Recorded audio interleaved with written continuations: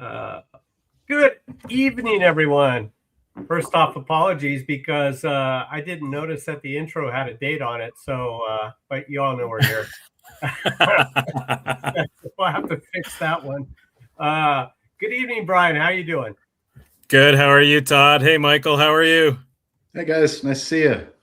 Yeah. All right. So what? Let's go around the horn here. We'll start with our guest, Michael. How is the weather in Chicagoland? It is crazy like usual in spring. We started out with 60-degree weather, and then it rained and turned to be like 30-degree weather in the same day. So a day that I was going to go check my bees, it all of a sudden was the absolute worst weather to go out and check my bees. So yeah. Wow. And you're done with is there a snow chance anymore looking forward? Or yeah, basically the week after Mother's Day is when we don't have any more deep freezes. Okay. So you can see I actually have relatively heavy clothes on for this, for this time of year, but it's it's very variable. Yeah. And Brian, how is the weather up your way? It's continuing to be warm. We had yesterday was almost 90, so it was like our warmest March day. I don't know if ever, but whatever they say on the news. So it was really hot. Today was beautiful, upper 70s, but we've got a little bit of a cold patch coming in, so it's going to drop down to like a high of 53 tomorrow and then bounce right back up. But we did some splits today. We saw one charged queen cell.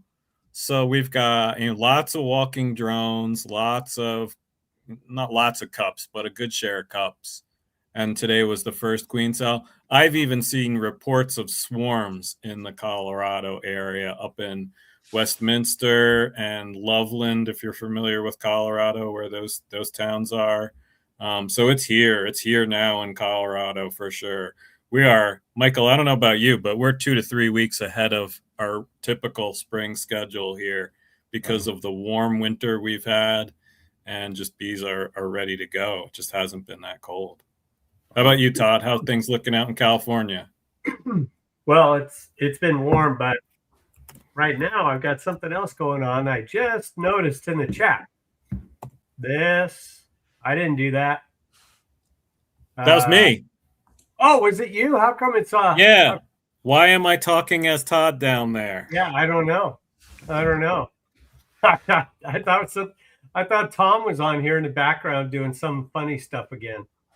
No, but sorry about that. That was me. Oh, I don't know why it's showing you down there. No, I don't mind. You think there's some gremlins in there, huh? Yeah. Yeah. But anyway, I echo Brian's writings there. So. Oh, this is the other cool thing that happened today. So Eric, do you guys know Eric Tenike? Yeah. We see him in the chat all the time. So he's a new beekeeper. He's been on our chats. Gosh, what would you say? 6 months, Todd? Just soaking in everything. Yeah. He purchased 3 nukes from me, which will be ready around May 14th. But nice. I've got an excess of bees. So I've been watching the guy get so excited about getting his bees. I'm like, I got to get him some bees. So he came down this morning. He took the day off from work. I set him up with a nuke. We pulled it out. We packed it up for him, and he got to go home and set it up in his spot. So that was a highlight today for me, for sure, getting to see Eric get his bees. That was super exciting. Eric, just don't get tinkeritis. Do not tinker. Leave them alone. Leave them alone, and they'll be fine. Too late for me. I caught the bug. Yeah. So anyway, back to me real quick, or my area, the weather. The weather is unusually warm, or was this week. Today was nice. Right now it's 74, but it was probably 80 today. But a week ago, about last Wednesday, it got hot, like in the 90s, and it was unbearable. I don't remember my AC going on in March. I really don't, but it did, and it's been going on, so it's just one of those days, I guess. And then of course, with the heat comes the allergies. So if you hear me struggle, that's what's going on. And I'm like wiped out. I don't know what it is. Pollen really got me today, I guess. So anyhow, that's about it. Well, everyone, as you can tell, Michael from Technically Beekeeping is here tonight, and I invited him to have him give us an update on how the smoker is moving along in production, and then also a little bit about the scent that's going to be in use, or scent. I'm not sure if there's multiple ones or not. I know vanilla has been zeroed in on, but I'll let Michael talk about that. So go ahead, Michael. Oh, sure thing. I will say also, Todd, I got a kick out of the intro because you actually had the smoker on there. I didn't know that you had that since Navi. That's pretty funny. That's pretty cool. Yeah, for anybody that doesn't know that what I've been working on, it's the electric bee smoker. So it this one is actually the end result one will be yellow, but this one is a prototype that actually it's easier to be able to see the connections. When you actually put the battery in and check, all the that everything's going together correctly, and then you just press the button and you can get the smoke out. Hey, Charlie. Hey. So anyway, yeah, I've been working on this for about 7 years, to be honest. But in earnest, I've been working on it in the last year with beekeepers, and just building it to be as easy to use as I can possibly make it. And as far as what I've been doing, Todd, it's super exciting work lately. It's been the user manual. It's just crazy exciting. Oh, and working on doing bottle labels. So you can see that one there. Yeah, right? those are. That's cool. That's really cool. Oh, thanks. Yeah, I got. It's called Vanilla Veil, is what I call the formulation. Hang on. Oh, Okay. oh, dang. Go for it. Wrong one. All right. Sorry. Oh yeah. So that's what it looks like. But yeah. Anyway, it's work in progress. But as far as that goes, it's nice. I've never built a label before. There's simple things like just having the UPC code on there and scanning it to make sure it actually works, and yeah, all those small things. But so yeah, as far as that goes, that part of the process isn't what I'd call super exciting, juicy work, but it definitely needs to get done, right? So yeah, definitely getting close. What's funny is I didn't even think about a manual. I mean, I would have opened the box and moved the manual out of the way and grabbed it and go. Well, what's crazy is so I've been using AI to do this, and you can see here this is what the so I take pictures of my hands while I'm actually using the device, and then I actually use AI to make line diagrams with it, and it works really beautifully. Like here's nice. Here's like a description, that type of thing. But anyway, it's pretty cool to be able to use AI to be able to really quickly build that stuff out. I would have been paying like $2K just to have somebody draw that stuff for me, right? And so yeah, it's been fun to kind of figure out the best way to make the manual and that type of thing. But that being said, I'd much rather be working on working with beta testers on this. But currently I do have it out with beta testers with a guy in California that's doing removals. So he's actually removing some bees out of a wine barrel tomorrow, and then also doing one out of an owl nest. So that'll be an interesting one. He's going to videotape it. Is he down south of me? I'm not sure the exact city that he's in, but yeah, he's a removal guy. So he actually does a lot of work on like utility boxes and stuff like that, like taking bees out of utility boxes. I bet he's down in like LA, somewhere around there. Let me look him up. But yeah, the other person is. I actually have a video coming out on this one. It's kind of interesting. She actually works as a volunteer for the Howard County Detention Center, and so what's interesting there is that the inmates actually have hives for sustainability in prisons, and so they they want to start using the smoker because they're not allowed to start fires in the prison. And so I sent a smoker down to them, and they used it for a couple weeks, and yeah, they had a lot of fun with it. It was kind of fun to watch. Oh, that's nice. Oh, Yeah. Cool.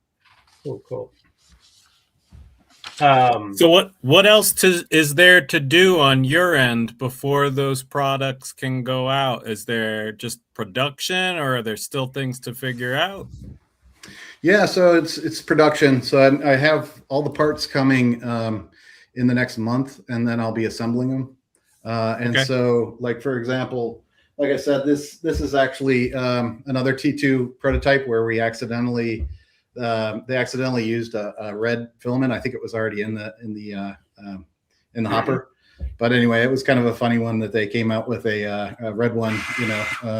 Works the same, but anyway, yeah. What I have to do is take each one of these and assemble them into the final product. The final product it'll be a yellow color, just like this. This one was purplized a lot from a beta tester, but anyway, it'll be a yellow color like this, but it'll be in a form factor like this. So yeah, I'm going to be working on building each one of these and then sending them out to people on the Kickstarter first, and then I actually have it up on my site, technically beekeeping.com, where you can buy them now. So I put up a Shopify site where you can actually buy them directly from technically beekeeping.com. And I've only got about 40 more left. So it's kind of this game that you have to do where minimum order quantity is 500. And so I've bought 500 parts for everything. And so 100 more units will finish out my order. I've already sold 60 of them. And so I've got about 40 left on the site before basically all the ones for spring. That's July. It's a pre-order for July. For June. Sorry. So the Kickstarter is May, and then the pre-order on my site is going to be for June. And then I'm hoping I bet, it's going to Michael, get faster and faster.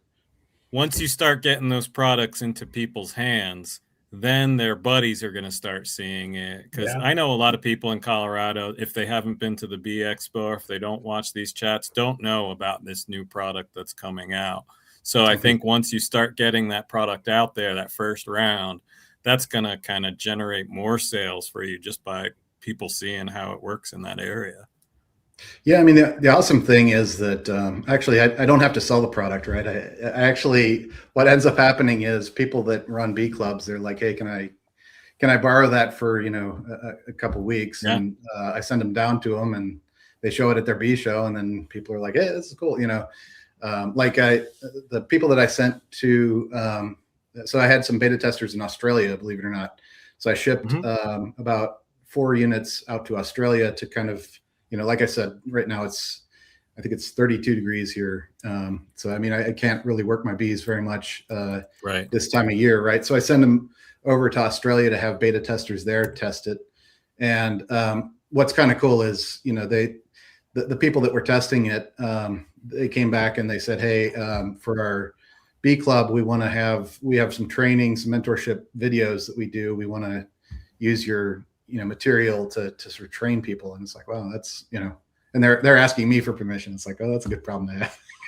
Right. It's like, sure, use it for your promotions. I know here lately it's like, I wish that darn thing would get here because I would want it. Me too. Oh yeah.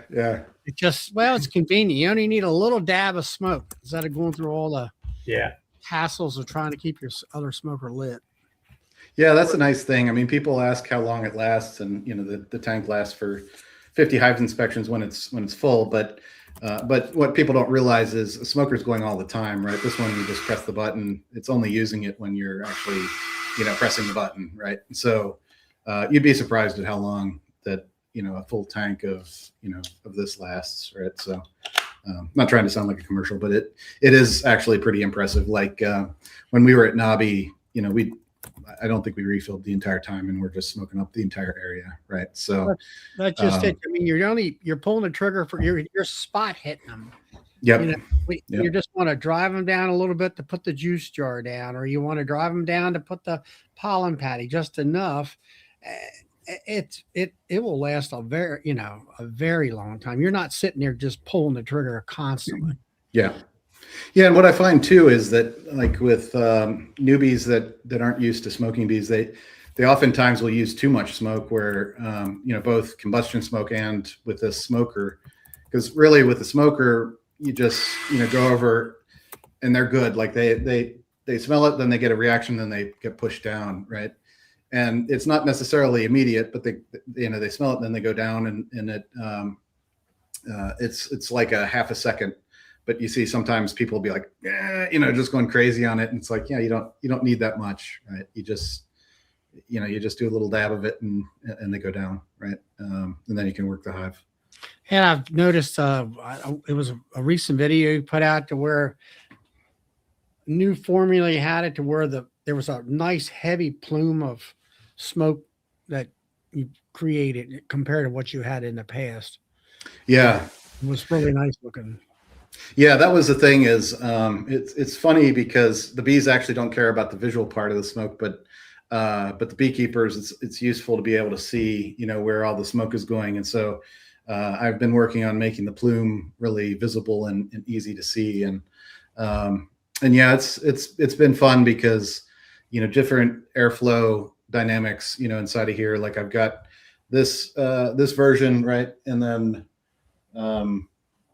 I don't know if where did I put that? Probably have it. Oh, 1 second. I'll grab it from the other room. Well, how are you doing, Charlie? Oh, not too bad. It was 75 degrees today, finally. Nice. It's been kind of a roller coaster ride here. We're going to be 20 degrees colder tomorrow, and then it's going to be the high of 49 on Saturday. So, and then it's going to rain all tomorrow and all, but so I'll go ahead with Mike here.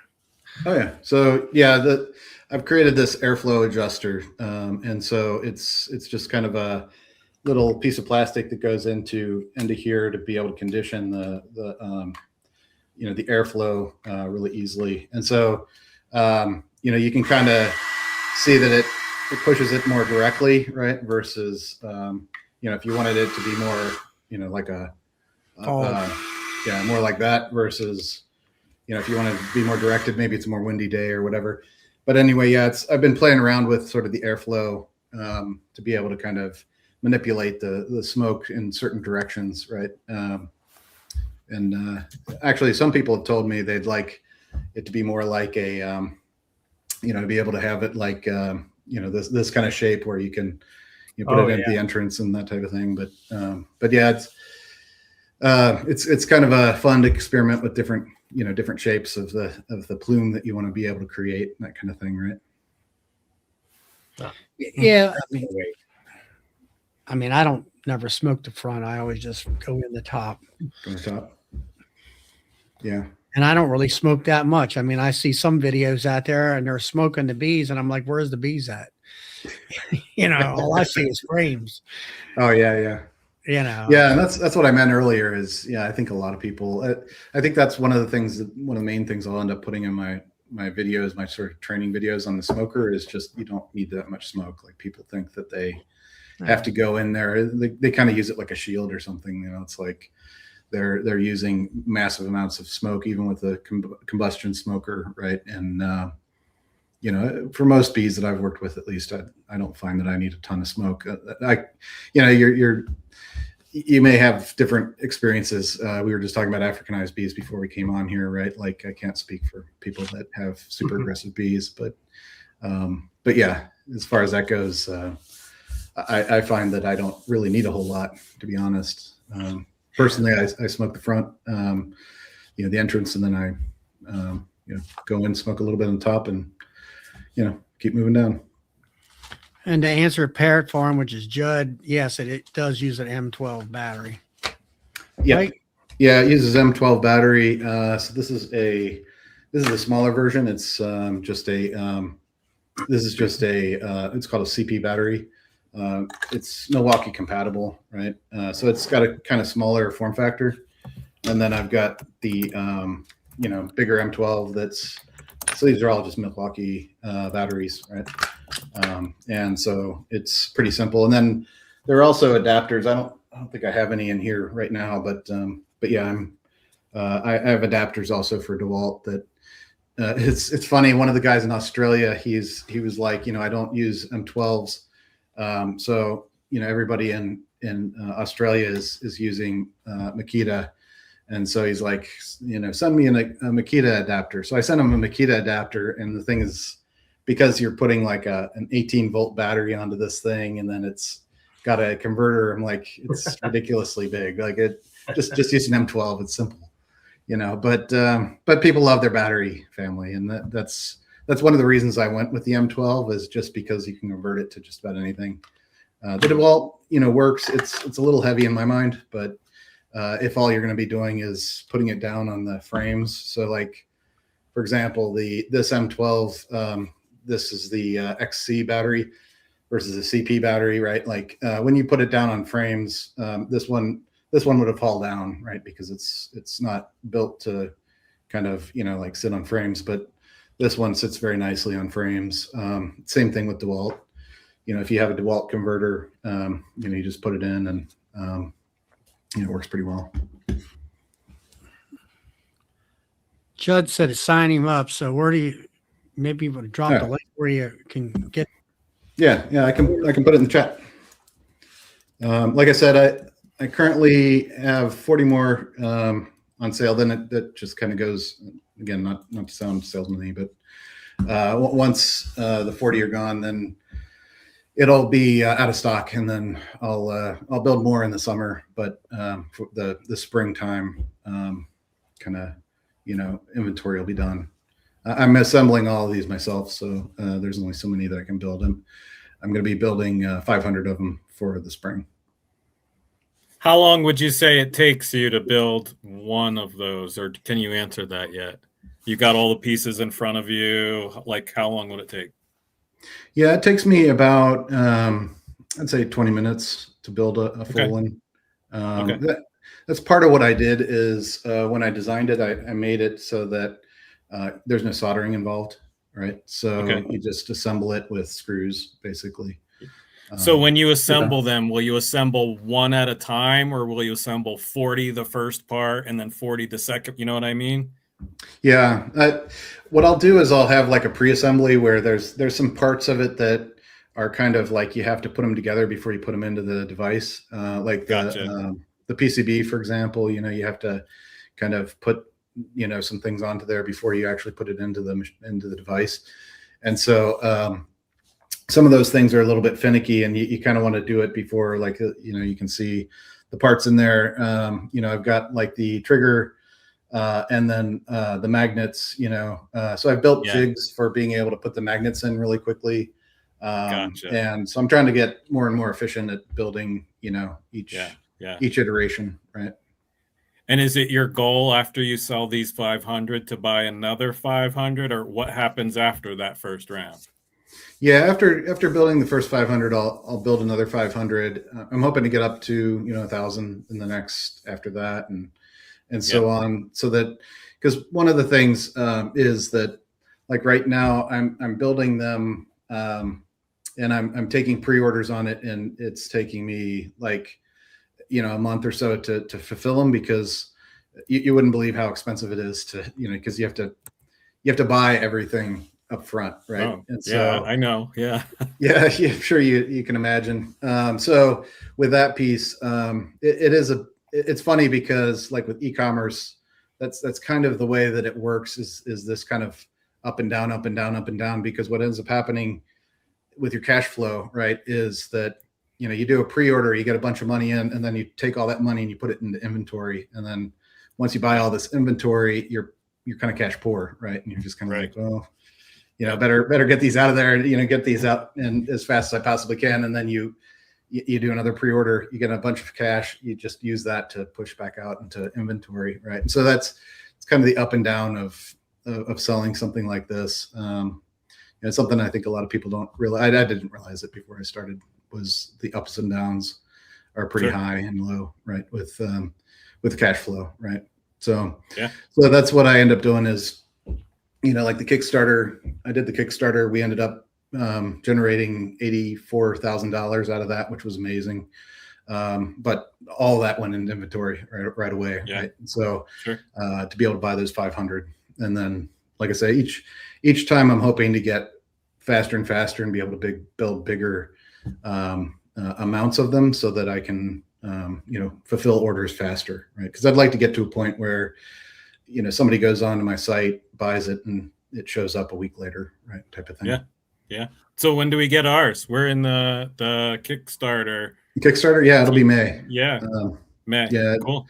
I'm starting with it's first come first serve, so I start with number one. Go up the chain. But yeah, May will be the first. The cases are coming in a little later than I wanted. They're coming kind of early May, so I don't love that. But so I think with the cases, I'll have to I'll have to turn those around pretty quickly in comparison to the devices. So I think actually I'm hoping to be able to turn around a lot of this stuff really quickly. Like you said, I don't think it takes a ton of time. I've been timing it each time on how fast I can turn around a smoker, and it's pretty reasonable, right? And part of the reason I'm doing it might sound kind of crazy, because a lot of people just say, well, just find a co-packer, find somebody to assemble it for you, have it assembled in China, or whatever. But I want to control the quality of it, but also I want to make sure that the process is really efficient, before I give it to somebody else. And so I think there will be a time where I, just either hire people to do the assembly, and I'm not in the assembly game anymore. Or I actually, have a third party company doing the assembly for me. But right now, I really would rather control. That's part of the reason that it's just 500, right? Is I want to make sure that everybody that I send it to is very happy, right? And they're all personally signed by you, right? Oh yeah, I can do that. You won't like my signature, but. So Michael, they could go on to technicallybeekeeping.com and order the smoker. Yep. Yeah, that's for June delivery, right? So, I'm gonna post it right now. Yep. Hey Tom, and where can I get my holster at? That's on Technically Beekeeping as well. Yeah, so the holster looks like this. So I actually have been building these as well, and so what's interesting about it is it goes into a belt clip, right? And then I'll show you here. Let me widen the screen. Yeah, so you can just put it onto a belt clip, like this, and once it's on, it's like it's going to stick on there pretty good. Yeah, the nice thing is once you got something in between there. Oh, so it's got these little notches here and allow you to make the size different based on your belt, based on your belt size. So as far as that goes, you put it on your belt like that, and then you can just hang your smoker on your belt buckle, right? And then work the bees. I have found though, and I put a little disclaimer on the website. If you wear a full bee suit, then I wouldn't buy this, because with a full bee suit, you're not going to have a place to hook this, because it's for a belt, right? Gotcha. So if you have a full bee suit though, just buy a heavy magnet, right? Just like you would with and I might sell those in time too, but just buy a heavy magnet and this will stick to it. Right. This is ferrous, meaning that anything magnetic will stick to it. Right. And so, if you put a magnet in your pocket, you can just stick this to to the magnet in your pocket. So just to clarify, is that a right-handed smoker? Is there a magnet just on one side, or are there magnets on either side? Ambidextrous. Thank Ambidextrous. There you go. Support Yeah, the lefties. Exactly. Yeah, actually, that was a really big piece of what I tried to do. Was there were a bunch of times that it would have been easier to have built it to be right-handed. And the reason is that, like, for example, my first prototype had a fan on the side here, and it would suck the air in here, and then it would push it out. Gotcha. And instead, I built it so that it would pull it from here, so it would push it out, so that it, it's the same on both sides.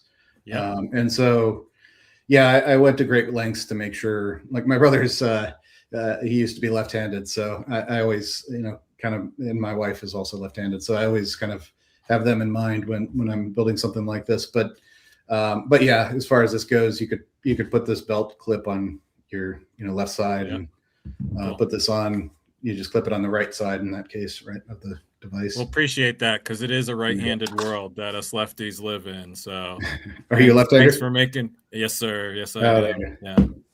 Yeah. Wow. Hey, Tom. Hey, Tom.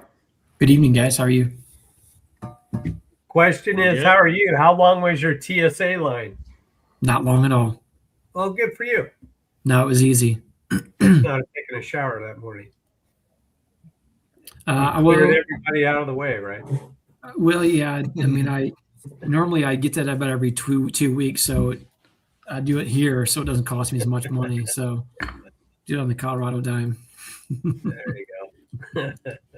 Hey, Michael, I was just thinking about this. Kind of brought up a good point with the lefty thing and all. I feel like you could have extracted more money out of those guys, really shook them down hard, and said, hey, well, this is a right-handed deal, but we can go ahead and for an extra $19.99, get that left-handed for you. I think I'll do that, Tom. Actually, I'll sell the exact same smoker. I'll just call it the left-handed version. Okay? I like that idea. Yeah, just take a picture of one side. What if I joined the marketing team for you? Let's shake these guys down a little bit harder. Because I've got one that's back here that's actually a lefty. So oh yeah, there you go. Back here. Oh, well, she just won't be able to use that. The first one that comes out. Well, that's good. I'm excited to hear about the progressing nature of everything that's going on. So I think so. You really got some great funding out of the gate from that, which is pretty spectacular for you. In all reality, a lot of interest, a lot of excitement. And I'll tell you, for these guys out here on the WestWard side of the country, that's going to be a godsend for them. Particularly when you get on the east side of the country, they don't worry as much about wildfires and stuff. It's less of a concern, more green areas. But you start, getting out toward Kansas and start heading west from there, and that becomes a real concern, for wildfires and such. So it's more of a necessity than it is just a want in that sort of area, So Tom, that was the funny thing, right? Is like when I started talking about this on my YouTube channel, right? I nervously pressed the publish button because I actually expected to get a lot of haters on it. To be honest, right. I actually expected a lot of people to be like, what's wrong with the traditional smoker? And I got a lot of love from it, which was amazing. And when I did, it was funny because so many people from the West Coast, like Todd, reached out to me and was interested in it. And then I had a lot of people in Texas just start cropping up, and then Australia, right? And it was very obvious that like these were the places that all of a sudden it was like boom, boom, boom, boom. And it was what's common about these things, right? And so it kind of made me kind of scratch my head for a few minutes because I'm in Chicago, right? Like we couldn't have more water than we've got the Great Lakes sitting right next to us, right? Even though the city has burnt down once, but in general, we couldn't have more water, and in the spring and summer and fall, we don't really have burn bans so much, right? So. So as far as that goes, it was a little bit of a surprise for me because I built it just to be the easiest possible, device to be able to work with bees. And so it was kind of interesting because, like I say, that demographic came out of the woodwork where it was just like, they really were very concerned about fires. I had a guy 2 months ago send me a video when he was in Texas. He's in Texas, and he burnt down 5 acres of his ground, right? And just from sitting his smoker down for a couple minutes. He's like, I normally use a pail. I put it in a pail, but I just forgot. I just put it down for 1 minute, and it started a fire. And he's like, I couldn't put it back out. Right? It was just he had to call 911. So that's been really interesting because, like I say, I wouldn't have expected that. The other thing that was kind of interesting is when I went to Nobby the first time, all of a sudden people that do removals were like talking to me a lot, and they were like, yeah, I need that for removals. Because I hadn't thought about it, but you don't want to go into grandma's house, work on bees, and absolutely smoker, not. right? You want something that won't smell. When we had talked in Wisconsin, not this Jan or February, but the February before, I'm like, and I'm like thinking out loud, just trying to give realistic feedback from my point of view. Again, I'm not in an area that has wildfires, or if it's just not prevalent. I'll say that, not like it is out in the western side of the country. But I'm like, I'm tell you, one thing that I would absolutely use it for is when we do cutouts, because I'm like, I refuse to use a heat source like that or an open flame, anything like that inside of a structure. I don't care if it's even something that's just not not a nice structure. It's very reckless. You never know that ember you could throw into a wall, close it up. Next thing you know, in the middle of the night, there's several alarms, and you're burning down a house that you were cutting into the wall earlier that day. And it'd be a several $1 million house, So, yeah, I mean, I was talking to Yappy one day, and he was like, yeah, he just worked on like a cathedral, right? And they had it up and like, he's like, if I burn this place down, not only do I, do I lose my business because I can't afford to burn that kind of a thing down, but that's right, might go to hell too, right? So. There is that risk. I'm just saying I wouldn't want to do that in the house of God. Exactly. Michael, can you talk about, or would you want to talk about the international aspect that you might have down the line? Yeah, I mean, I've gotten a lot of people in Canada that are interested, which is kind of a no-brainer, right?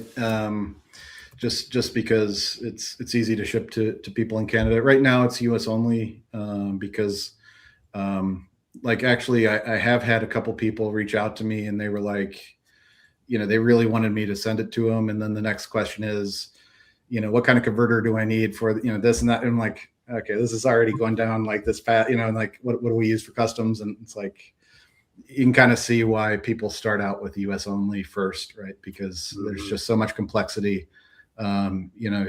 Just the business to start with has a lot of complexity, and then you add in shipping somewhere internationally. But the units that I shipped to Australia, like I didn't ship them with batteries. I just shipped them without batteries, and then bought the batteries from Amazon and shipped them to the people because it was easier that way. And plus, I didn't have converters for them, right? So as far as that goes, though, yeah, the interest that I'm getting right now is very strong in Australia, New Zealand, a little bit in South Africa as well, and then also a lot in Canada, right? And my plan is to stay U.S. only first, and then to branch out to English-speaking countries. And the reason for that is logistics, right? It's in other words, I don't have to print out 10 of these, and like if I sent this to Europe, I'd have to have 10 probably 5 different versions of this for 5 different languages. Yeah. And so, for example, printing up manuals, having different languages, that type of thing. I'm going to basically start with the US, go to Canada, then Australia, and then I'll probably New Zealand. And stick to mostly, English speaking countries first, UK, right? Lawrence from Black Mountain Honey was really interested in that at Nobby.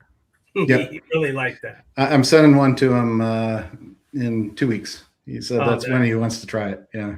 I appreciate you doing that, because I watched this video. It was hilarious. You kind of jumped out of nowhere. You're like, hey, check this out. Oh, wait. Of course, it was staged. I walked by and he saw me he saw me pulling the trigger and the smoke going out. He kind of looked sideways at me, and then I walked over like, oh yeah, it's a new smoker, and we started talking about it. He says, hey, I want to video this, and then so we. Oh, his video was hilarious. It was great. Hold on one second. Let me grab the. Hey Todd, did you see I made front page on one of his advertisements with the hat on? Yeah. What was it? I don't know, a few weeks ago or something, maybe. Man, nothing. There's nothing like the original, though. I got to tell you that, Tom. Well, I'm fine taking second place from the Loma Vista Bee Company. I'll take that seat. Michael, we're talking about the hat. Oh, funny. Yeah. Where is the hat? Did it go to that lady? Or no, there was another hat because Tom was wearing it up in Wisconsin. Mm-hmm. Yeah. I'm not sure. Hey guys, I noticed that Kathy just made a comment in the comments over there. Kathy actually saved Tom's finger today. Tom, do you want to tell the story? Oh yeah, I got to hear this one. So this is.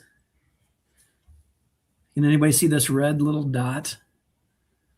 You can see where my wedding band goes right here in my blue finger. Anybody seen me post earlier, you know why I have the blue finger. But anyway, so typically the first couple stings of the season, I'll swell a little bit, and it's usually a non-issue.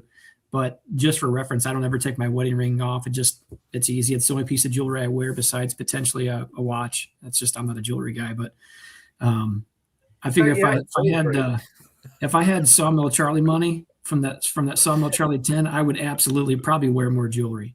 But I mean, I'm kind of digressing anyway. But anyway, I got a little sting right there on that finger when we were at Brian's house earlier today.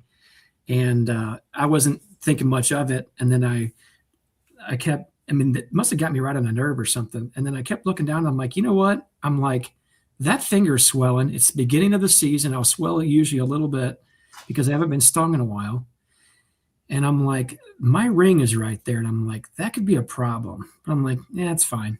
Didn't think anything of it. And then the more it started getting like tingly, and I'm like, I think it's cutting off the blood supply to my finger. And I'm like, I kind of like that finger, it houses the only piece of jewelry I wear. So anyway, I'm like, you know what? I'm like, I'm going to try to, I told Melissa, I'm like, I think I need to go in there and try to get this off before maybe if it swells anymore. So anyway, Kathy is I believe she's a registered nurse or yeah. But you do get a ring saw out? Yeah. No, but I did mention that. I'm like, I don't really have a particular problem cutting it off because then I'll just have a jeweler resize it when I get back to St. Louis. But anyway, she's like, I think we can get this off. So we did a little bit of ice on it. I elevated it for a few minutes, ran some cold water, then put some Dawn dish soap on it there at Brian's house. And Kathy's like, we can handle this. And again, with her nursing skills and healthcare and all that good jazz, she's like, and it was starting to swell her on the knuckle pretty good, So she grabbed a hold of both sides. And for reference, my ring is not very big. It's a gold band and it's not very thick and it's definitely not flashy, but she grabbed on both sides of it and she was pulling one way, I was pulling another way. I was standing behind it. And Melissa was standing behind Miss Kathy. She's like you're spotting Kathy. Yes, that's right. Almost as a spotter, because she's like, you're really putting a lot of oomph into this, right? And I'm telling you, Kathy, I felt like if we would have pulled any harder, I probably would have gloved my finger. But I was gritting my teeth and being like, all right, we're like so close. And all of a sudden, boom, it slides right off. So anyway, Miss Kathy saved the day. So we really appreciate her. Oh, you did slide it off then? I did. Yeah. My finger's fine. Yeah. There's no worries. I mean, I had a gal come up to the firehouse and hers was swollen pretty darn good. And she thought I was she said, all right. I'll be brave. I'm like, lady, calm down.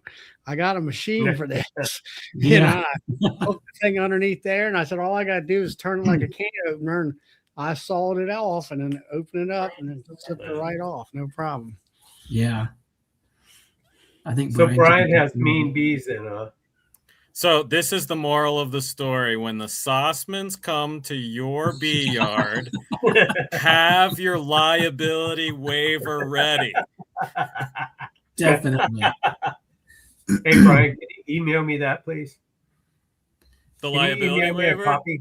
Yeah. Yeah, you bet. Email me just in case they make a West Coast swing. Hey, Brian. So look, we can talk about it after the chat, but just let you know, I've got an attorney that's gonna be giving you a call. There's no big deal about it. Don't even sweat it. I mean, it's all good. Just answer the phone and pull out your pen. It'll be fine. We can make this go really easy. It's super simple. So I will say, Michael, you asked me earlier about does altitude impact bees at all? And I didn't have a really good answer. This is one impact. I think altitude was a factor in Tom swelling up his fingers.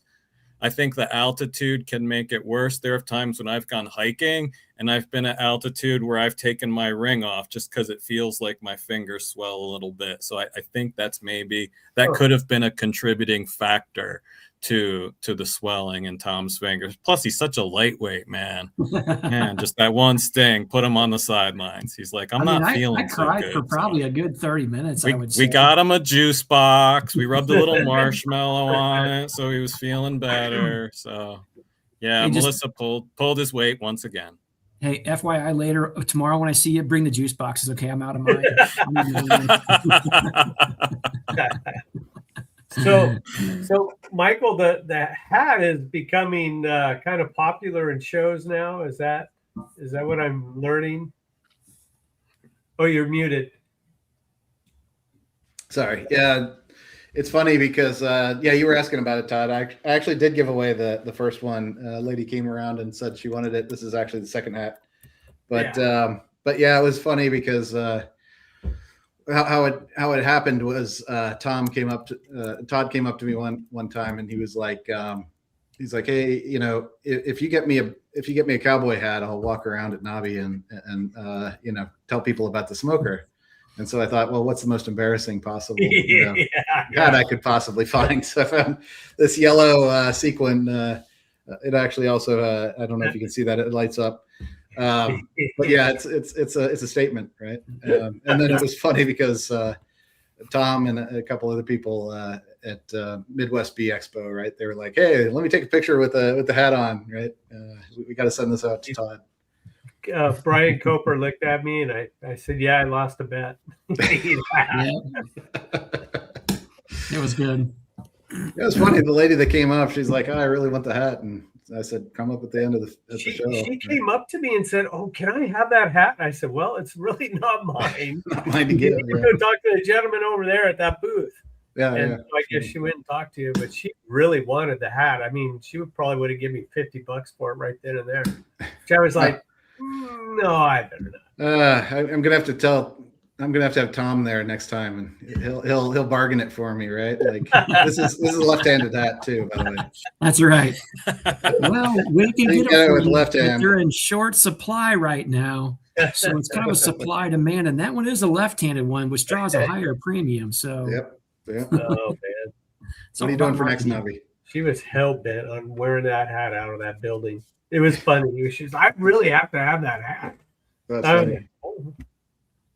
Yeah, my nephew, he actually gave it to her, and he's like, she came by and she grabbed it, and he said she was real excited about it, so it was good. Wow. I wonder what she does with. I mean, what was she wearing? She was wearing a costume. I can't remember what it was. It was a bear outfit. Yeah. A bear. I think her husband was dressed up like a beekeeper, I think, and she was dressed up like a bear, something like that. Yeah. I couldn't make the. It was kind of hard to tell. I thought at first it was like a dog or something, but yeah, it was a bear. Yeah. Yeah, I didn't ask her. Hopefully she doesn't watch this video. Yeah. Yeah, I'm glad she's happy now. I know that. She really wanted that hat. So that's cool. Yeah. That's cool. Anything you want to share, Tom? No? Okay. I got shushed by the sting finger. By the sting finger. So back to the smoker. You are going to be kind of busy probably in June putting. Wait, did I hear you say that you're going to pass off production, or you're going to keep with it? Yeah, so I'm going to keep with it, but basically what I'll be doing is I'll be assembling these actually I'll be starting in April in earnest. Oh, okay. And so in April I'll be building as many as I can, and then packaging them and sending them out early May, and first come first serve, right? So it'll be first people will be first people that were on the Kickstarter, right? And then moving into June and trying to keep that cadence up, and all the while I'm trying to find more efficient ways to to do it. I was just saying it because you're going to open, when the website's open, but when you open it up basically to the public, you probably will have quite a really good, decent amount of demand. I guarantee it. So yeah, it's funny when I did Facebook ads, it was really a lot. I actually was happy to shut it off, to be honest, because I was getting so many comments, and I mean, comments are nice, but I was getting like people messaging me directly and asking me a lot of the same questions. So I think that the next time that I turn on Facebook ads, I'll probably have a strategy for being able to like I say, it was a bit of a fire hose because it was just so many people that were it was a mix of people. It was probably I'd say it was probably about 98% were really supportive, really excited, wanted to know more information. And I'd say probably about 2% were like, this is a fraud. And actually it was kind of funny. One of the guys that came up at Nobby, he's like, oh, I called you a fraud on Facebook. I'm like, oh, hey, how's it going? Oh, nice. Did you change his mind when showing him the product in person? Yeah, he said, now I can see you're not a fraud. But I was like, oh, thank you. What did you ask him why he thought it was a fraud? Like, what about it made you feel like it wasn't the real deal? I think that was my own fault. So what I did was I didn't have a price for it when I initially put it up. Oh, and so I basically said, pay $1, get onto the pre-order for Kickstarter, right? And actually, I didn't even charge $1. I just said, basically go to my sign up list, put in your information, just your name, your your email address, that kind of stuff. And they thought I was fishing for, like, I probably would too, right? I've gotten scammed. So a lot of things. It wasn't a critique of the product. It was a critique of how you put it out to the public. Yeah. Okay. I have had 2 or 3 critiques like that where, like one person, actually it wasn't for my post. It was for one of the beta testers. He came back and said, somebody said, that I'm using lithium batteries, so I'm destroying the planet.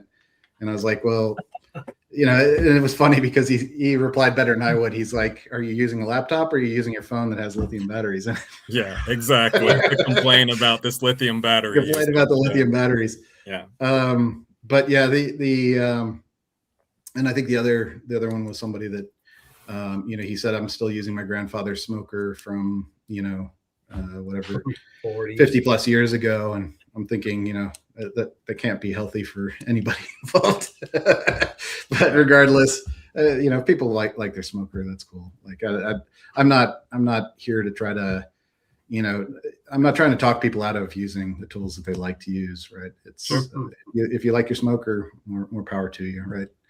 And so it's just an alternative to the bee smoker, and if it resonates with people, great. And it has resonated.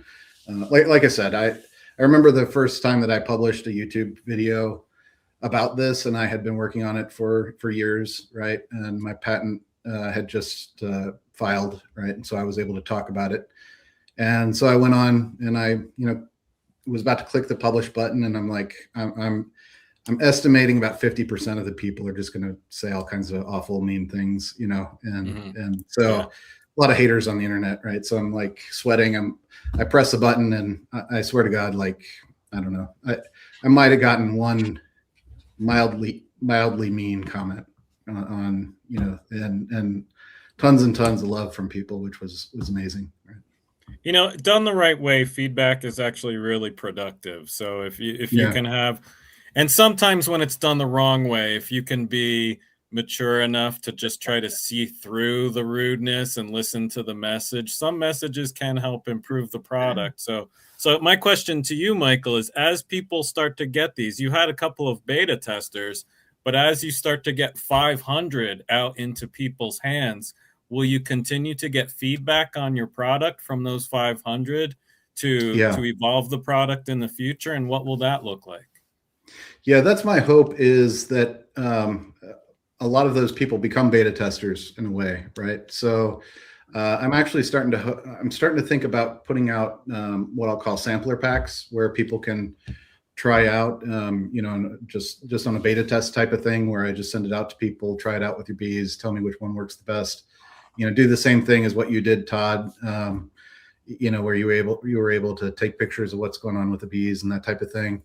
As an example, right, I've got these 2 samples right now that are very smoky smelling. This one is outrageously smoky smelling, and then this one is sort of a more mild smoke, and it doesn't use vanilla at all for those, because I'm trying to see, can I actually simulate smoke with the same actual elements that smoke has. And so with those, I've gotten really good results from more aggressive bees. It's kind of interesting, because I kind of see it almost like a salsa, where you have a mild version, or a medium version for just the typical bee, and then you have a hot version for, because I have to say that some of the bees that I've seen down south are the meanest bees. They're all over they're taking videos, and the bees are like, you can't see the person's face because they're all over the veil, right? Yeah. And which, is not my typical experience when I'm beekeeping. I don't know. Nor is it mine. And it feels like watching those videos that those bees are ignoring the traditional smoke as those, you know what I mean? It's like they're oblivious to it. Like Jeremy out there in Texas. I mean, them bees are in his face. Oh, yeah. Yeah, that's the interesting thing, is I'll ask them how the smokes worked, and I'll get varying answers depending on the smoke that they use, the different formulation that they use. But what's funny is I'll say, did smoke work? And they'll say no. And it takes you back for a minute. It's like, oh wow, even smoke didn't work on these bees because they were just so pissed off, right? Sure. So yeah, it's interesting, because I do think that we in time might be able to be better than the smoker with the results we get. But I mean, I think with enough testing, we can perhaps get there, right? Yeah. So I think with this though, yeah, I'm the vanilla version that I've got right now. You were asking about the formulation, Todd. So everything in it's 100% natural. I only have 2 active components in it, and then the other is plant-based alcohol, essentially, that is the base, right? And then I've got two actives in it. One is a smoky phenol smell, and then the other is vanilla. It's actually vanillin. It's a smell that comes from vanilla. And as far as that goes, all of it's going to be naturally sourced. I've kind of, to be honest, it's literally 3 times the cost to do that, but I'm really trying to make it so that it's good stuff. I want it to be something that not only works with the bees but is very natural, right? Well, I was going to ask, I have a couple questions here that I wanted to show you. So let's do this one first from DC. Is there a safety switch on this thing? So when you put it in your pocket, it's not going to go off. Actually, I have it now where I had one, right? Where I actually had it where you'd press the button five times and it would shut everything off. Yeah. And what's funny is the beta testers all hated that. They said that it was confusing, and they would always play with it where they were like, doing something like that, and then all of a sudden it would just stop working, right? And so they found that to be super confusing. To be honest, yeah, I had one of these, and the reason that I developed the 5-button click thing was because I actually went to Beak Meat up in Wisconsin. I had one of these in my backpack, and all of a sudden I'm like, well, the computer fan's going pretty hard in my backpack. And this was before I even said anything on. This was like 3 years ago. And all of a sudden there's a smoke coming out of my backpack, and I'm like, oh crap. So that's why I thought, well, you really should have a way to shut it off. But then honestly, I started looking at heat guns and other drills, and it's like you don't really have an on-off switch with those. You just take off the battery if you're going to put it in a backpack or something, right? I've got another one. I have one after this. You talk about the wear parts. What needs to be replaced and how often? That's a good question. Yeah, that's a good question. Yeah, so the wear parts are obviously the fuel is something that you have to replace, and then there's a coil in here, and the coil depends on how much you're smoking your bees, right? But I've gone actually with a ceramic coil in here. You can kind of see it there. The reason that I've gone with a ceramic coil is it actually lasts 3 to 4 times longer than what they call a cotton version, and ceramic has no chance of burning. So as far as that goes, I'm trying to design it so that you have to, those wear and tear parts you don't have to change very often. And then obviously, people, that's one of the things I got a lot on Facebook early on too, was people were worried that this was a disposable cartridge. It's not, right? So you fill it up like a squirt gun. You just fill it here with, so, you just take this and fill it like a squirt gun, right? And then you push it back down again, and then put it on, right? And so yeah, basically the 2 things you have to buy are the fuel. So this does about 50 hive inspections. This is 50 milliliters, which is enough to fill. It's exactly what this is. So I made these the same size. So you just buy one, you fill it up, and then you throw this away. And then as far as that goes, this will be $25 essentially per fuel, right? And just to give everybody out there kind of some info on how much smoke you can use or how much it burns, I guess is one way to say it. I was smoking like crazy at Nobby, and I don't think I moved the needle on that canister or the. No. Yeah, you'd be amazed at how long it lasts. And honestly, I'm always amazed at how long it lasts. But it as far as that many hive inspections, 50 hive inspections. What a lot of people don't realize is if you're inspecting bees, let's say you have 4 hives in your backyard or whatever. If you're inspecting them every 2 weeks for the typical, let's say Midwest beekeeper, that's over a year of hive inspections, right? Because a lot of people are like, well, what is 50, right? So I mean, if you have four colonies, it'll probably last you over a year. So because that's one of the things that I realized early on is I'm competing against grass and pine needles, right? I mean, I'm actually not in some places like where you're at, Todd, right? I think the amount, how long it lasts, it depends on the beekeeper themselves. Yeah, that too.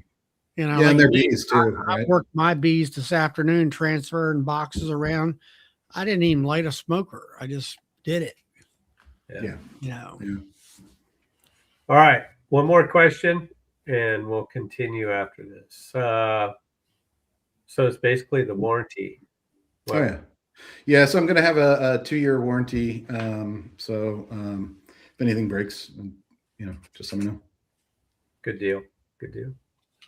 By the way, when we do close-ups on you, your hat is really, you can see it flashing. I can see it flashing now. So just I was going to ask you, is this too distracting for you? Is this like how long like a will clown? the battery last?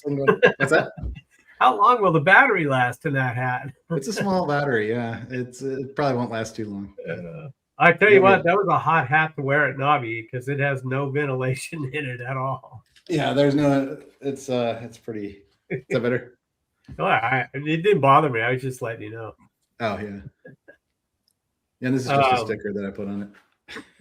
I think I told you the story before. So during COVID, I got this wild idea about, there's got to, my bees are in, dried grass. And so in the summertime, I get nervous with my smoker, but I was sitting around the house during COVID thinking, well, wait a minute. You know what? I see these people vaping and stuff like that, and it's not burning them. So there's got to be, some way to transfer that. And I'm not kidding you. It was shortly after that I saw that video that you put out. And I was like, wait a minute. He stole my idea. Stole your idea. Yeah, that was so I actually started with fire. So I actually started building it with a meat smoker, and I don't have one here, but I had a meat smoker where I would put little wood chips into it and I'd use it, like a gun. Yeah. And that's kind of how it evolved. And then, like you say, I was actually a little disparaged because I was like, I'm just building something that gets hot, and you have to throw out the wood, you have to throw out the ash, and it was the same problems as what you see with a traditional smoker. Yeah. And so I actually I stopped on working on it for a couple months, and then I saw somebody using a vape. Like his whole car was filled. It was like Cheech and Chong, right? It was just pouring out every window. And that's kind of how I got the idea. I was like, it's interesting because I tested with a fog machine with no smell at all, and the bees didn't react at all. And so that taught me really quickly that it had nothing to do with the sight of smoke, that bees don't react to the sight of smoke.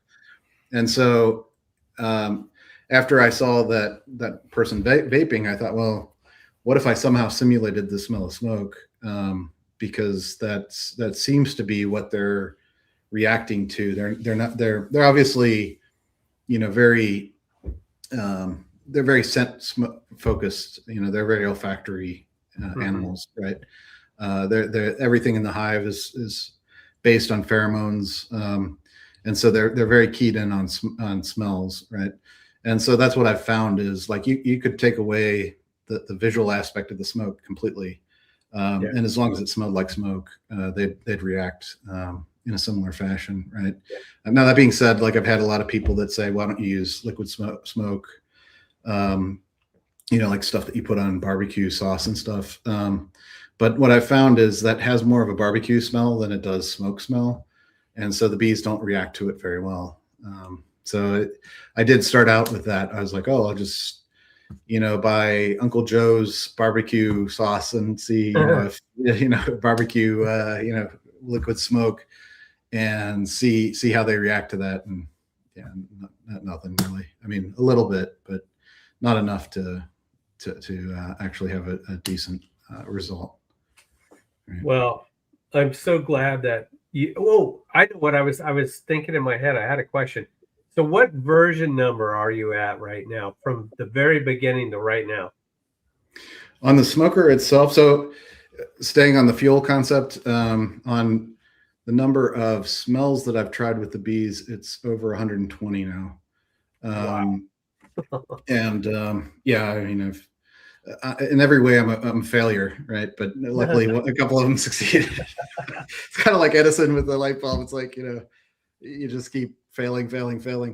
But as far as this goes, this is actually version 8.1.5. Okay.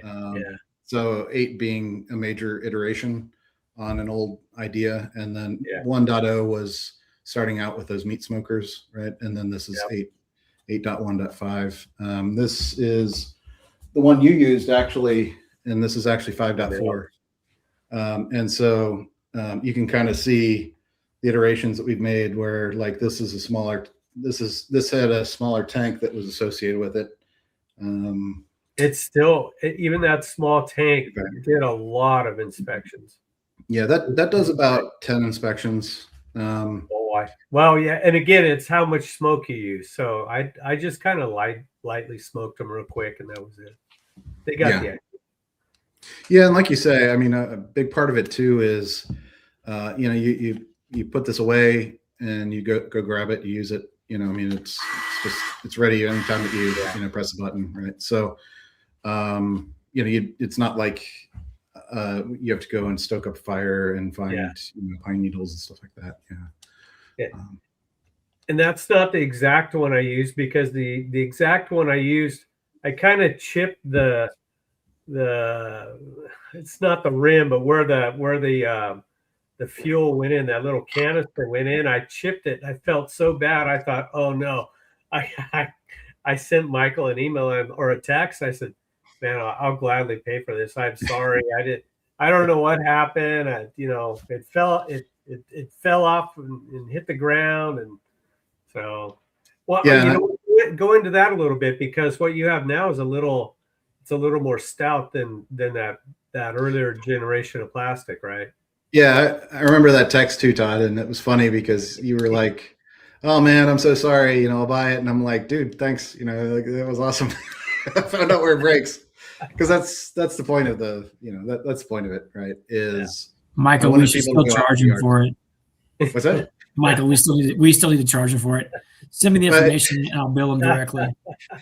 I'm sorry, Todd. My accounting, Well, that's your marketing guy. He's the marketing guy. He's what he's talking about. You better go for a new firm. That marketing firm's kind of backdated. Yeah, Tom will be a bad cop, good cop, bad cop. But I mean, in all honesty, like that was what I was looking for, right? Is like, where does it fracture? Where does it break? And I wanted to have, what's interesting is I had a lot of people, I felt bad, but I had a lot of people on the beta test that signed up for the beta testing that had like 2 hives, 4 hives. And I typically would choose them last, because I was looking for commercial beekeepers, because they abuse their equipment just so much. Yeah. And to be honest, I would send, one of these to somebody that had 2 hives, and it's not their fault. It's just, you have 2 hives. So they'd go out and they'd do an inspection over 2 weeks, and you'd get, 2 pictures of 2 different hives, and you'd get, they didn't use any of the fuel at all, right? Because they did was 2 inspections. And so I typically didn't get a whole lot of great data from those scenarios. Typically the best data was coming from commercial guys, because they'd use it every single day. And that's where I got the idea to make this bigger, to make this 50 hive inspections, is that commercial guys told me that, so this is good for 50 hive inspections. And the reason that I do that is because the commercial guys were saying that they typically have, in any given bee yard, they'd have 50 hives, right? Now, the funny part is after seeing how they beat up their equipment, I'm not sure that I want the commercial guys necessarily to use the device. But the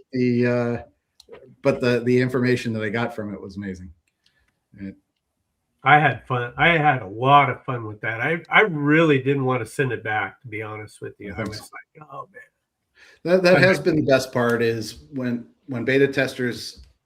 I've actually had a lot of beta testers come back and say, I'm actually a little depressed that I don't have the smoker, because I had to go light my smoker today.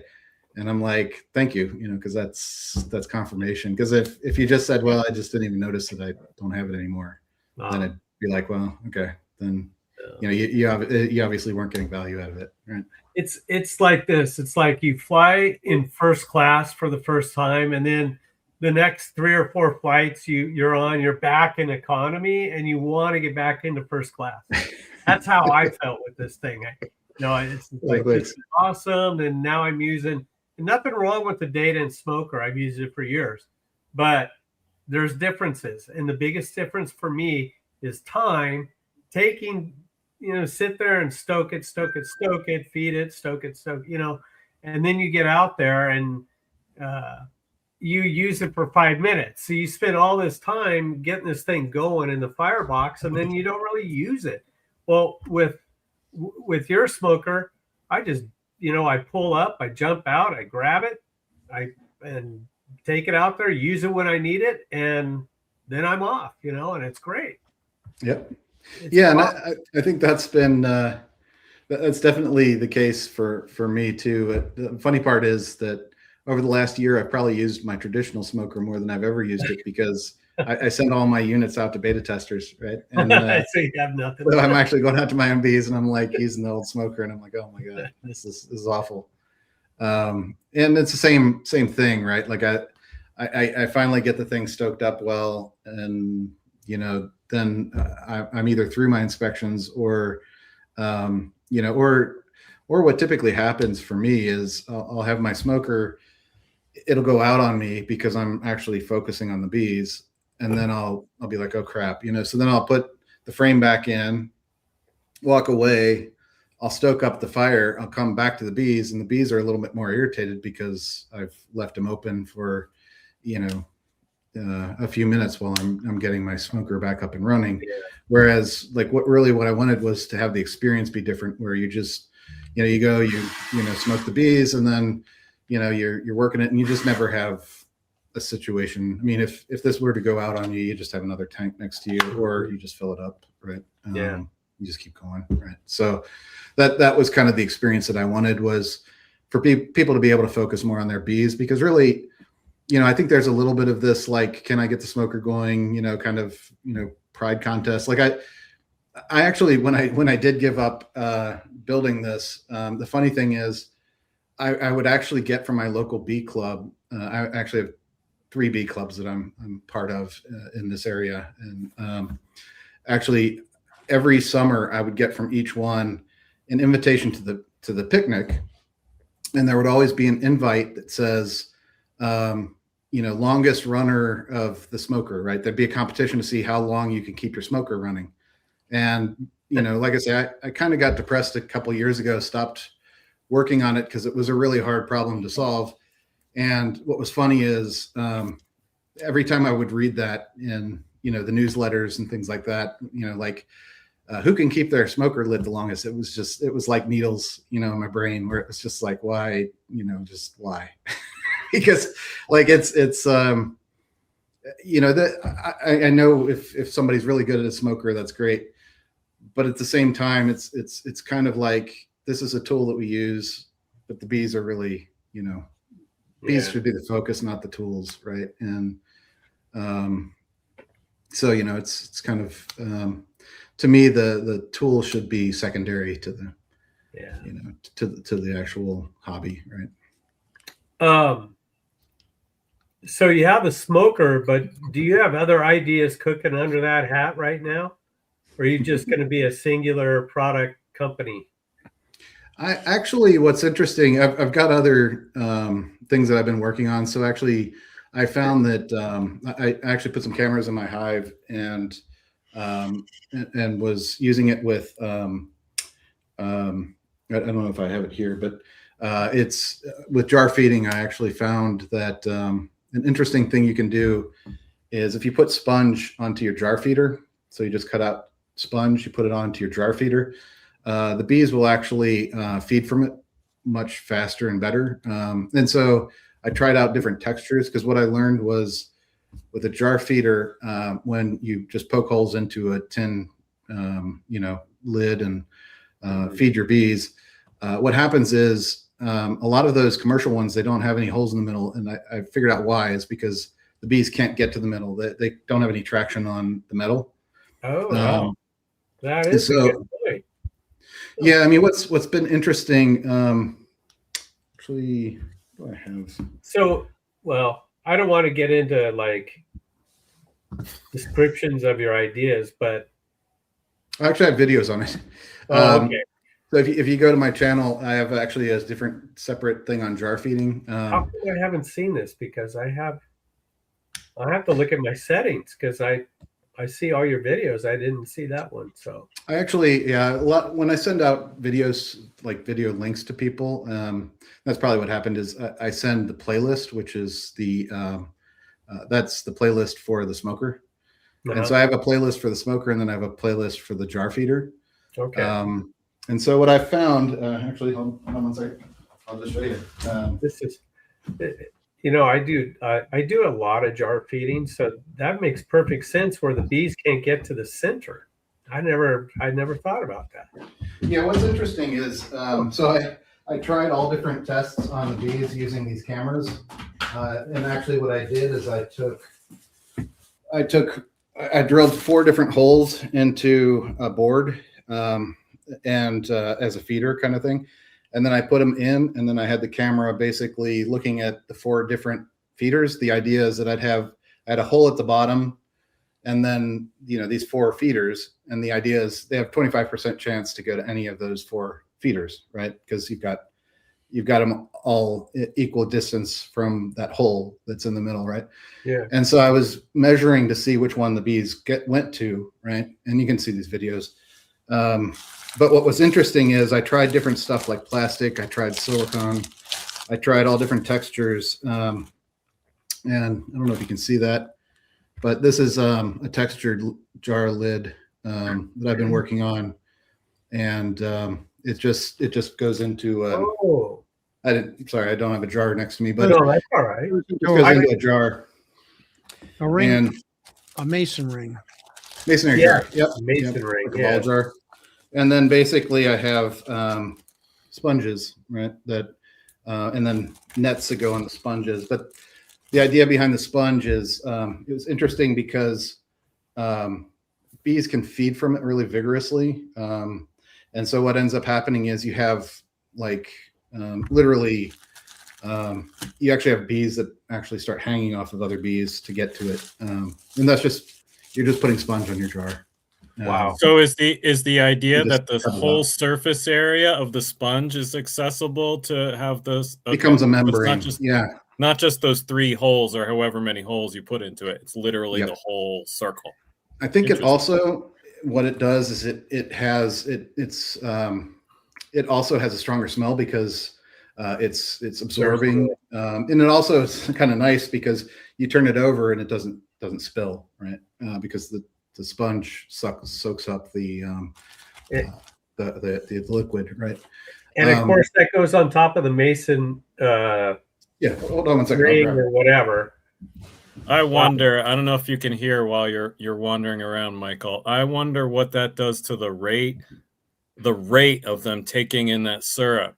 I think one of the benefits of the holes is you can alter the rate by the amount of holes or even the size of the holes. Can you adjust the rate of them taking in syrup with the sponge?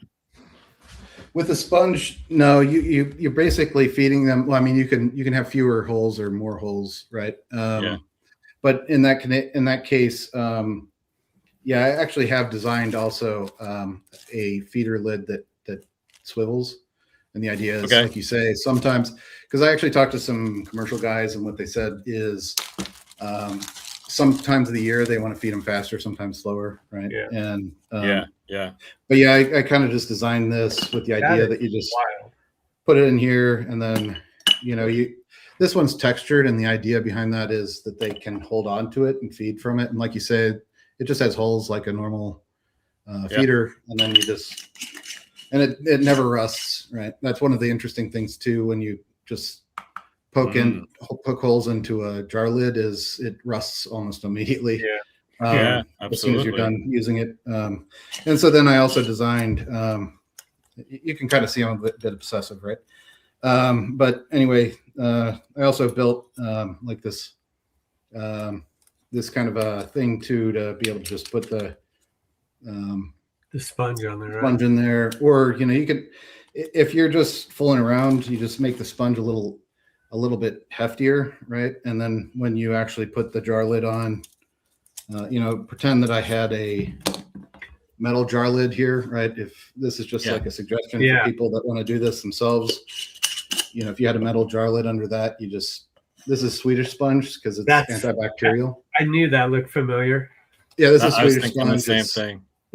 So I started out with cellulose sponge. What's interesting is, so cellulose sponge is just the sponge that you normally think of. If I was to put water on this, here, if I put water on this, right, it just expands, right? Oh, yeah. Sure. And so with this, what happens is it actually, when it dries, it actually crusts up really hard. So I don't really like this. And then it also could potentially have bacteria. So you can wash it, but I think the cellulose, the Swedish sponge, just after testing with some beta testers on this, works really nicely. So again, it's that part's just more of a tip for people if you want to feed the bees. And I've got videos. I'll put the playlist actually in the chat if you're interested. Yeah. And I'm Kathy glad I asked that asks. question. I'm sorry, Brian. Yeah, go ahead, Todd. No, I just said I'm glad I asked that question. Yeah, it was a good question. Kathy's asking, is the sponge good for 2-to-1 as well? 2-to-1 syrup. Yeah, I've tested with both, and they both work really nicely. Like I say, you can go to Google and you can just go to Amazon and actually just buy Swedish sponge. Cut it out to the size, put it in there, and feed the bees. Let me see if I can find. I don't know if I put a picture in the video. Yeah, I might need help from my technical advisor. You'll have to go down to the screen share button, Michael.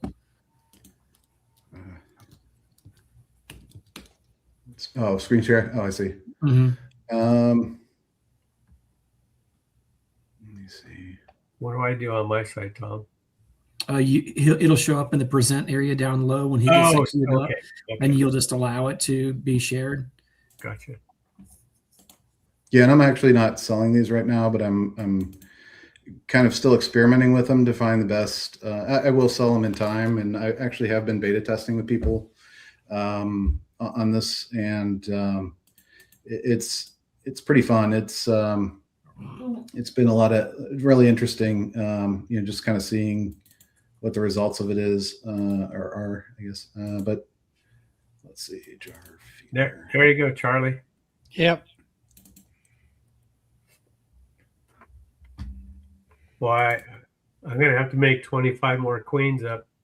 I'll have to wait a few weeks, though. Give me a call if you need them marked. Yeah, are you going to invent a marker? I heard that maybe you're going to have some type of, press to mark queens. No need to. Marking press. Well, guys, I gotta get out. I gotta leave. It's getting late for me. All right, Thanks Charlie. for coming on, Thanks for Charlie. coming in. Good seeing you. Yeah, I know. a marking press, like put them in there, and it, Yeah, we're thinking about using hot beeswax when we do that too. Actually, it seems more appropriate given the the nature of what we're doing here. Like in the olden days when they would seal an envelope, they'd put hot wax in the press. Kind of the same idea. You can put your own, if you want a Flower Street Farms crest on there, you do that. If you want a technically beekeeping crest, Loma Vista, whatever you're looking for, we can do it all. Hey, if this was a red colored year, you and Bruce would have a competition. All right, here we go. I don't know if you can see this, but so you can see this is a 4-up where I just basically take the 4 different jar feeders that are all in the same hive at the same time. Let me see if I can. Okay, never mind. Sorry, Michael. No worries.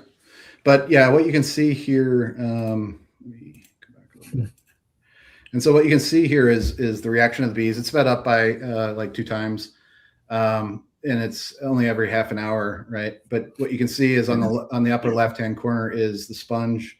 You can see the metal, the traditional metal control in the upper right-hand corner. Okay. And then this is a commercial product, bee bar, that's a plastic one as a control. And then the textured one that I have on the lower right-hand corner. And it's kind of funny too, because you asked the question, do bees sleep? You can kind of see the ebbs and flows even in the hive, depending on the time of the night.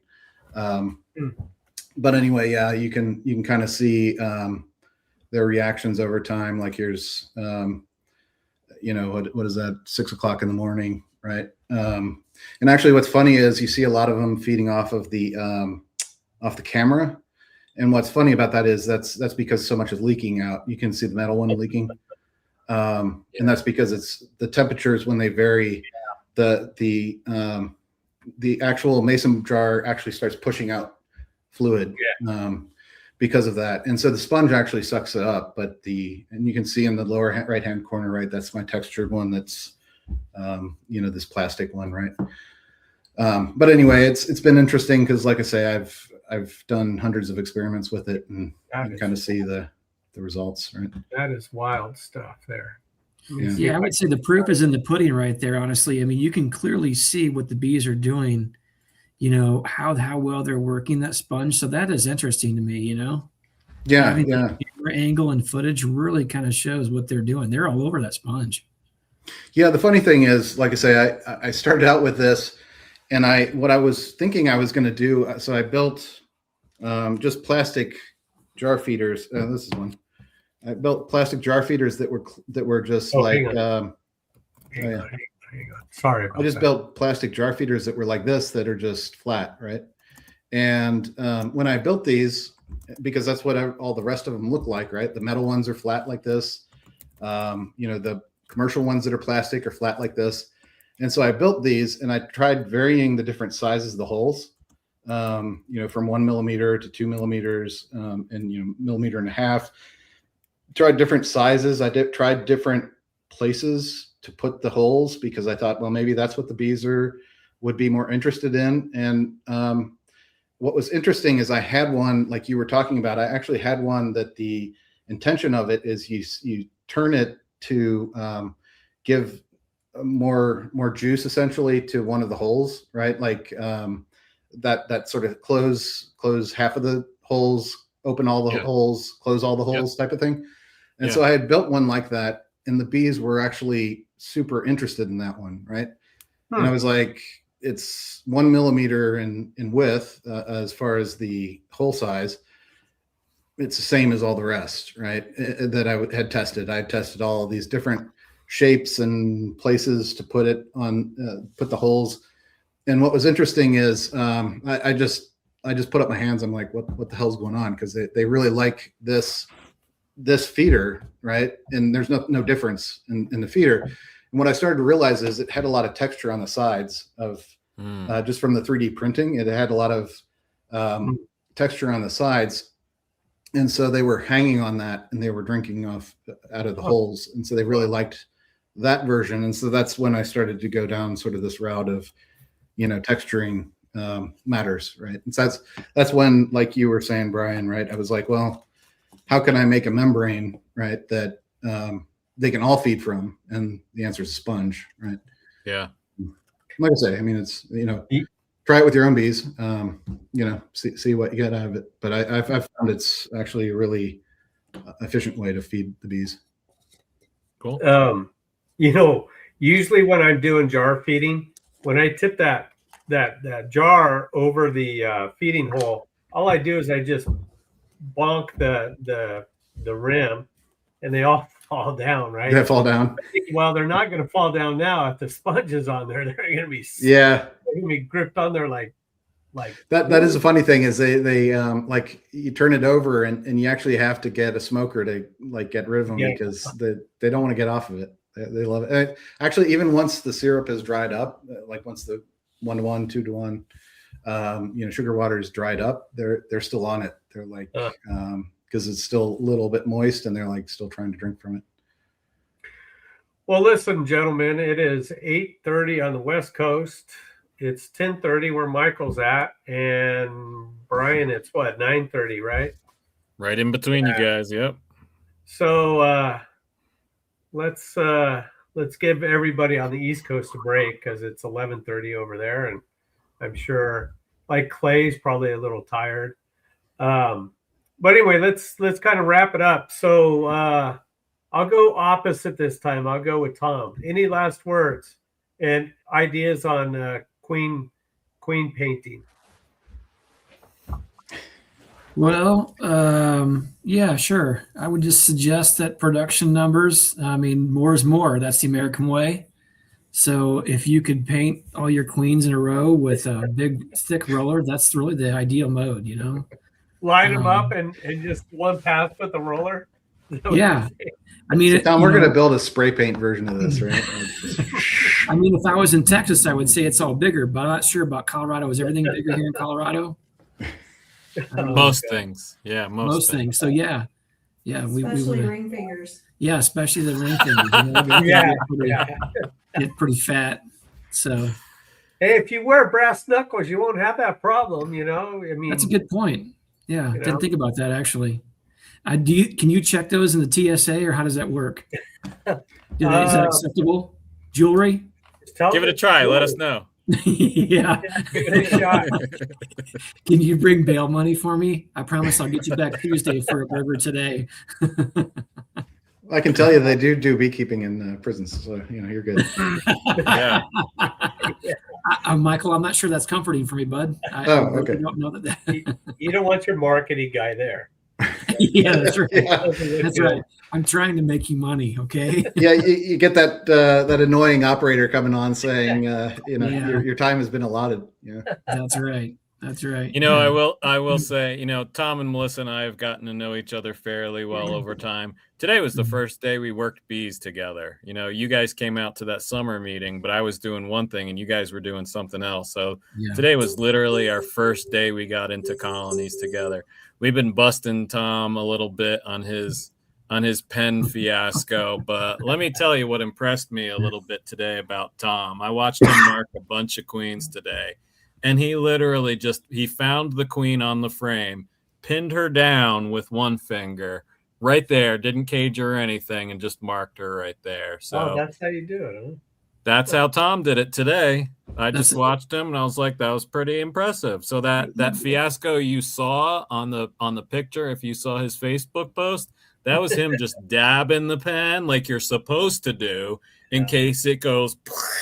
And he did it like on the edge of the box or somewhere, and a whole bunch of blue went into the box, and that's how that drone got covered. But he was pretty skilled in marking queens. He didn't pick them up and hold them. He just pinned them down with one finger, marked it, and let her go. It was pretty impressive. Sometimes I found that when you pull a queen off of the comb, it's pretty, I mean, of course, you're pinning one down. That's pretty unnatural too, right? But pulling them off the comb, they seem to be a little bit more calm on the comb. So sometimes if you can just take a light finger and just barely hold them down, little dab on them. And of course, like Bryan said, always take and dab your paint pen. And I learned that a long time ago, because even though this was kind of a joke post, I have painted a queen's eyes completely across the board. And that was an experience I had in my own hive. So you always, when you pull out a paint pen, especially on a warm day, give it just a little dab on the side, get it to where it's wet, but it's definitely not dripping or oozing out. And like that thing completely puked on the side of that frame, on the side of the box, and probably painted, I don't even know, a dozen bees over there. And one of them happened to be the drone. And I told Bryan, I said, this is going to make a really interesting post. And I snapped a shot of it and said, let's see how this works out. But yeah, just lightly hold them down on the frame, especially if you're unsure about how to pick them up and hold them and all that good stuff. It's a very simple process to do. So here's my question, Tom. You can't pin her thorax down because that's what you're marking. You're pinning her abdomen down and marking her thorax. You've got to be really careful. You're not crushing any of the important stuff in the abdomen. Absolutely. Yeah. And you can't wear thick gloves when you do that. If you're trying to handle queens, you need to really become familiar with either gloveless or, like I was using a nitrile glove, which you still have pretty good dexterity there. You don't have to worry about all the propolis on there. And honestly, because the bees can't smell you well through there, even in a colony that's slightly aggressive, they don't try to sting you through the glove. If you're getting stings through those gloves, it's typically because you smashed or pinched or something like that. So they'll always try to go toward the area of here, right where the glove meets the jacket. They'll try to nail you here. But again, that's just been my experience. So that could be a good option for somebody who's a little bit unsure about how to mark a queen. Again, dab the pen off to the side, get it ready to go, and then lightly dab it on there. But again, you just need light pressure. Start with the worker or start with the drone, something that if you mess up is not going to be a big deal. Melissa, on the other hand, has never painted a queen up. She does it perfect every time. Have you ever fainted any queens? Fainted, yeah. I had them fainted. She fainted a few queens before. So, and then Melissa, as a beekeeper in the bee yard, I take them to a yard that has 16 apiaries, and I point at one and I say, that's probably the hottest colony of all these 16. And Melissa goes right to that one first. I'm going to open this one first. Oh, no. All right. But they weren't that bad. Yeah. That was a I good think time. she just wasn't paying attention, Brian. I think that's what it boiled down to, because you said, let's hit that one last. And of course, as Melissa does her thing, she does just the opposite of what you tell her. For crying out loud. And then you Michael, saved, and then you saved the queen's life because she put a queen in a cage and then forgot to That's put it right. back. So we Yeah. shook a whole bunch of frames down, put a queen excluder, put frames back on top, went to lunch, came back and pulled frames. And Tom was like, "Hey, Melissa, did you put that queen back?" And she's like, "Come to think of it." But it was fine. It was a beautiful day and it had bees around it. So it was. I will say that. So if you're going to pull a queen and you want to cage her and keep her out of the way and safekeeping, the idea would be, hey, let's put her in your pocket. I can tell you often unless you are somebody who has a very good memory, you'll probably forget her there. But I would also suggest do not put her in the sun. That would be an absolute mistake. A queen will fail very quickly in the sun. Yeah. So put her in the shade where you can absolutely see her when you're putting the box back together.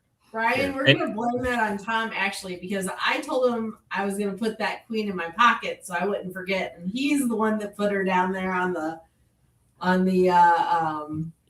stand. So I think that's Tom's fault there. Where do you think that queen would have been if you were to put her in your pocket? In my pocket. I would have Still in your pocket. Still in your pocket.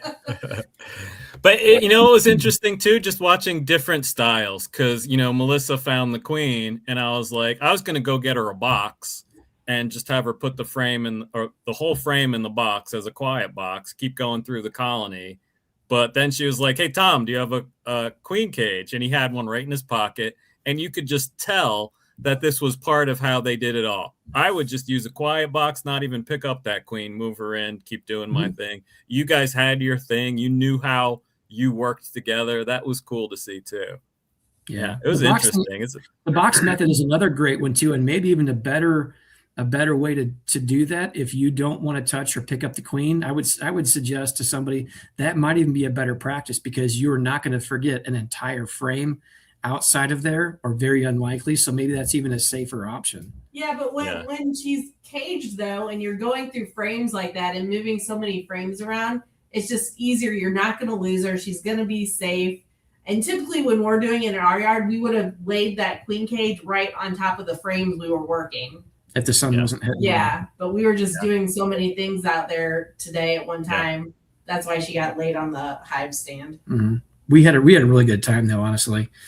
When Brian said something about making splits, I'm like, absolutely. Let's go out and get our hands dirty. We're all for it. How many do you want to do? We were ready to go to another bee yard, but he said he was good. So there you go. Yeah, it's good. Well, good Michael, parting words. Parting words. Sounds like I need to get out to Colorado. That's what I'm hearing. Sounds like a fun time. You're welcome. Yeah. No, just keep your eyes out on I've got the YouTube out there if anybody's interested in hearing more about it. And as far as that goes, like I said, not to be salesy about it, but I do still have those 40 smokers that are still out there. If anybody's interested in getting them, like I said, then we'll be shutting down after that. So what's the YouTube channel name, and how would they go about ordering those smokers? Yeah, so the YouTube channel name is, and I can put it in the thing. It's just it's youtube.com / technically beekeeping, and then the name of the website is technically beekeeping. So I'll put it in the chat here. Michael, so I need to search one. I'm sorry. Go ahead, Mike. Go ahead, Brian. I was just going to say, if you search technically beekeeping on YouTube or Google, you'll find it. Yeah, so anybody watching this recording, it's just technicallybeekeeping.com. Yeah, and I named the device the Tech Bee Smoker. It's just basically technically beekeeping. It was funny because I got so many great names for it. People are like the smoking gun and like all kinds of crazy names. And the Smokinator and all these different names. And then at the end, I'm like, Tech Bee. Okay, let's go. Charlie's going to be disappointed if he doesn't get a little badge that comes with his. He needs to be like he needs to be deputized in some sort of way. Well, two of these on either side, right? It's ambidextrous. So you'll have... I want to publicly apologize to Michael because I had called it the tech beat. What did I call? I can't even remember what I called it. BeeTech, yeah. The BeeTech Smoker, and I'm like, wait a minute, I didn't even realize I did that, and so I apologize. Oh, that's okay. No, that's okay. It happens actually a lot, but yeah. In the end, I don't really care so much about the name as much as just hopefully it adds value to people's experience. So it will. Yeah, it will. So all right, does Brian. hold on. I got one small question for him. Does the Bee Smoker calm all queens down? You know what I'm saying? Does it calm all? She looked up. See, actually, I've gotten a lot of people that say that they need this for their cat because their cat gets on the furniture and they want to just be able to smoke the cat. Multiple uses, not just multiple uses. Yeah. Oh, geez. Just don't put catnip in it. Yeah. Oh gosh, could you imagine? Hey, you know what'd be neat though? If you could make a cat version of that, you put a laser in it and have the dog going around while you're smoking the cat with the smoke in the air. Yeah, that's true. Yeah, it'd be fighting the air. Hadn't thought about that one. Yeah. Brian, any parting words? Not parting. We're gonna go down to Pueblo tomorrow night. Tom and Melissa, because Melissa's in town for the honey show for that conference, so we're gonna spend some time in Pueblo. Melissa's gonna work the honey show. Tom and I are gonna go, I don't know, do an adventure somewhere. So that'll be Saturday. I got a bunch of queen cells that we started making splits for. That once I get back, I'm gonna start dropping them into. Once next week happens, everything's full on. Everything's been on the edge for a while, but we're right on the edge of everything just busting. So it's exciting. Good. How about you? I've been going for 3 weeks, 4 weeks. I'm out of woodenware. I have no more boxes. I'm maxed out. And I'm kind of calling around and seeing what I can come up with. So I didn't anticipate it. But what I did was I used all of my boxes in the early part of March to keep my bees from taking off on me. So I had no choice. It was either, small colonies before oranges or big colonies before oranges. So yeah, I chose the latter. It is amazing to talk to people from different places because, like, you can't find a flower to save your life here. It's we just basically got rid of the snow for a little while at least. Well, again, thank you, Michael, for coming on. It was great having you here tonight. A lot of good information. I'm so happy for you with your product that's going to be out soon. And I can't wait to get my hands on mine. It's just going to save a lot of time, at least for me. But I know a lot of people are really going to enjoy what they bought from you. And so I'm just so happy for you. And I'm so glad that somebody, came up with that idea besides me. So and Todd, I appreciate you guys having me because, like I say, it's when I hit the publish button on that video the first time, right, I would have never expected that people would be so gracious about it and, have me on these types of shows. So that's awesome. It's I can't, like I said, I can't wait. And I can't say that enough. And I think about it every day now because it's about a month, about 5 weeks or so, 6 weeks out. So don't remind me. Oh yeah. I know. Yeah, I'm going to be getting back to the manual after we finish the call here. So. All right. Well, gentlemen, thank you again for being on. Thank you, Melissa, for keeping Tom straight, back there in the background. And good luck tomorrow or whenever it is. And then I'll talk to you guys later. Everybody stick around though. All right. Have a good night, all. Take care, everyone. See ya.